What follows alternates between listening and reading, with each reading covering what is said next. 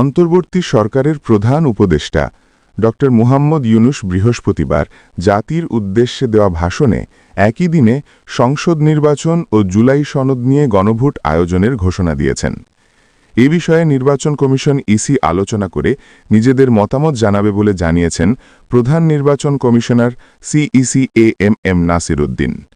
বৃহস্পতিবার বিকেলে নির্বাচন কমিশনের সঙ্গে রাজনৈতিক দলগুলোর সংলাপের মধ্যে সাংবাদিকদের এক প্রশ্নের জবাবে সিইসি কথা জানান। সিইসির কাছে সাংবাদিকরা জানতে চান যে একই দিনে সংসদ নির্বাচন ও গণভোট হবে এ বিষয়ে ইসির মনোভাব কি, চ্যালেঞ্জিং হবে কিনা, আর ভোটে কোনো প্রভাব পড়বে কিনা।